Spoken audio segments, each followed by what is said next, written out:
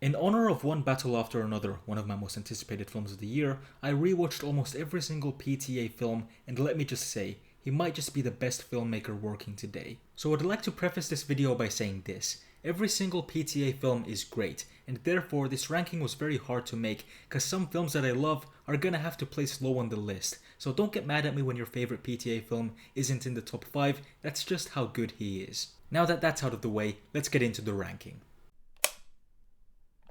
Hard 8 is a great debut film. However, when you compare it to PTA's later works, it does stand out as the weak link. I'll be honest, this was one of the films that I didn't bother rewatching because I feel like I got everything I needed out of it during my first watch. It's a lively, atmospheric film filled with great performances.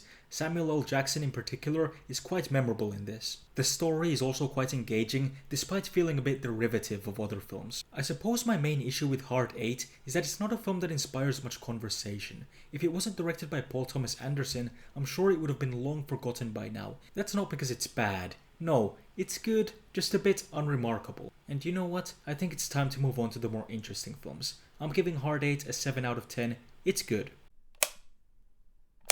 Unsurprisingly, Inherent Vice is an excellently made film in almost every regard. A visually stunning, well-acted neo-noir black comedy crime film. What's not to love? Well, I'll just come out and say it. The story is a bunch of incoherent nonsense. I'm sure PTA did this on purpose, and I understand what the film is going for thematically, but I have a hard time staying invested in a film that actively tries being as hard to follow as possible, especially over a 2.5 hour runtime. Every scene in Inherent Vice is great in isolation, but as soon as the credits rolled, I was overcome with relief, and not in a good way. This is a film that keeps its audience at an arm's length, and I'm simply not a fan of that. Let me make one thing clear. Inherent Vice is a good film, and I wouldn't be surprised if after a few rewatches I end up loving it. However, having seen it twice, the actual experience of watching the film is still frustrating, despite its plentiful individual moments of enjoyment. Inherent Vice is a film I enjoy thinking about more than I do watching. Maybe it would have worked better as a series, I don't know. What I do know is that there's something special about this film. There's just something off about its execution. That's why I'm giving Inherent Vice a 7 out of 10. Licorice Pizza is awkward in all the right ways. A hazy depiction of first love and emotional immaturity. Morally speaking, the relationship between our two main characters is wrong, but I think the film explores it as tastefully as possible. A 15-year-old ambitious boy who thinks he's got it all figured out falls for the 25-year-old woman who feels like she's wasting her life. She knows not to pursue the relationship, but she can't help her attraction to him. Thematically, this creates an interesting dynamic and dilemma. Obviously, in real life, this would be an unacceptable relationship, but I don't see the film as depicting reality. It's a highly stylized, almost dreamy film that romanticizes the 70s and teenage emotions. I don't view the film as literal in a traditional sense, but more as a collection of personal ideas and memories. From that lens, I see no issue with at least playing with the idea of this relationship without fully committing to it and certainly not endorsing it. Licorice Pizza is, at the end of the day, a vibes film. It's technically astounding from the cinematography to the production design, and while I can see why many people can't get past the central relationship, I don't think PTA intended for the film to be viewed in that way. It portrays a sequence of events without holding the audience by the hand. It lays everything out and says, this is how it is, do with it what you will, and I think that's brilliant.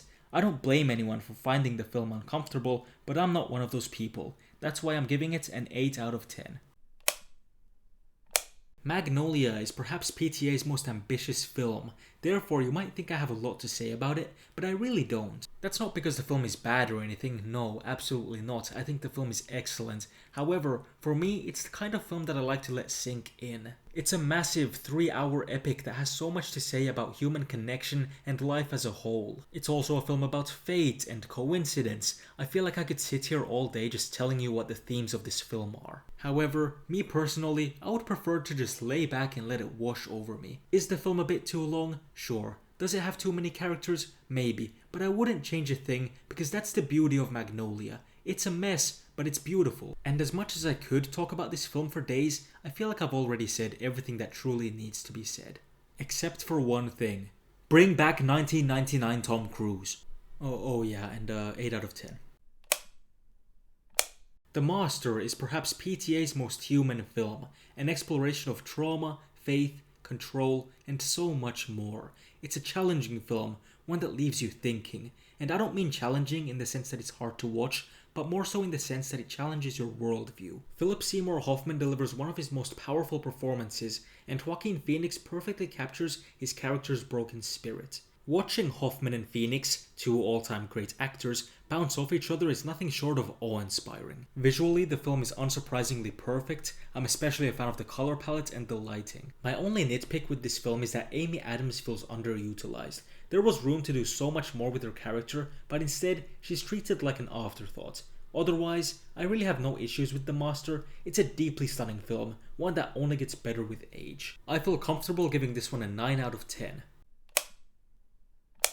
There Will Be Blood is everything people claim it to be, a monumental masterwork. Most people call it the best PTA film, and while I'm not one of those people, I can totally respect that opinion. It's a film that takes its audience on a journey. As we've come to expect from PTA, the audio-visual presentation is top-notch. It's so immersive to the point where you can almost feel the oil coming through the screen. Daniel Day-Lewis is unsurprisingly a powerhouse, and Paul Dano does a great job standing toe-to-toe with him. It really is a shame that one of this film's best scenes got turned into a meme.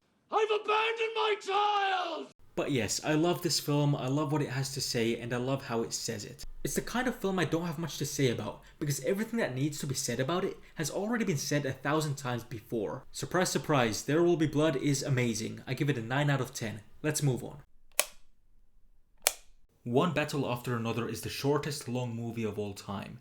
What do you mean it's almost 3 hours long? It breezes by, keeping the audience entertained and engaged from start to finish. It delivers on the spectacle, thrills, and laughs that audiences have come to expect from classic, high-quality Hollywood blockbusters. The film has a timeless feel to it, while simultaneously addressing modern-day issues in a fearless manner. Leonardo DiCaprio is the funniest he's ever been, and Sean Penn delivers a career-best performance that is both menacing and hilarious. Visually, One Battle After Another is nothing short of mesmerizing. The driving sequences in particular are perhaps the greatest I've ever witnessed. Films like this are the reason why Paul Thomas Anderson is considered to be one of the best filmmakers working today. He's a visionary, and One Battle After Another is him pushing cinema into new territory. When I say the film is relentless, I mean it in every sense of the word. It is artistic expression in its purest form, loud and full of personality. People are predicting it will go down as the defining film of the 2020s, and while it may not be my personal favourite film of the decade, I have a hard time arguing with that sentiment. The film is fucking exhilarating.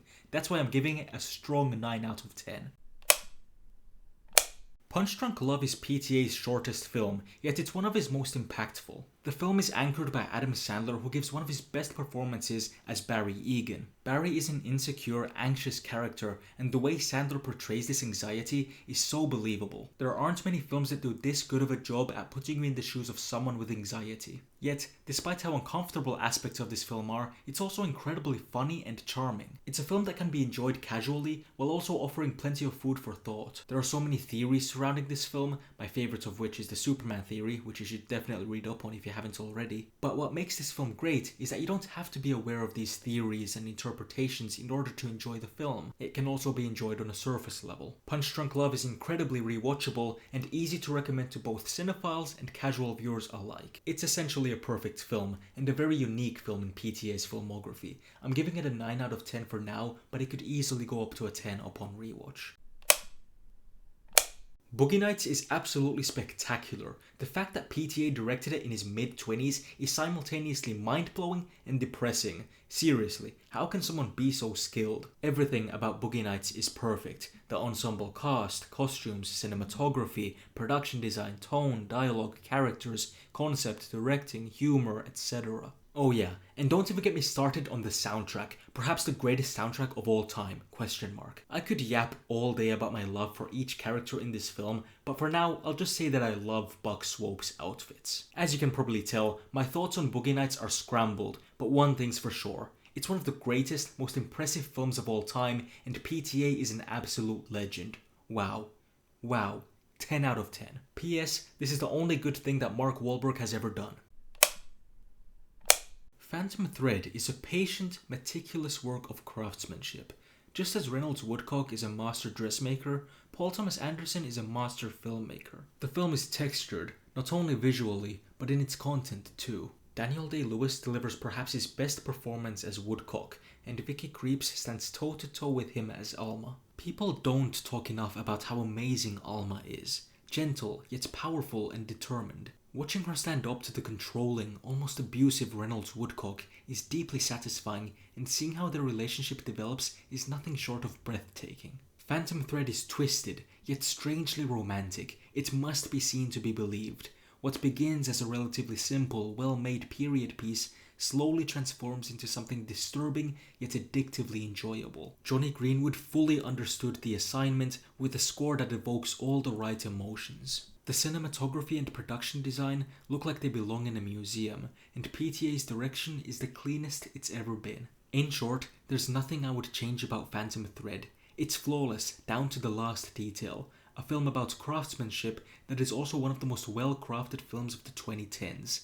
In my opinion, it's Paul Thomas Anderson's magnum opus. Obviously, it gets a 10 out of 10.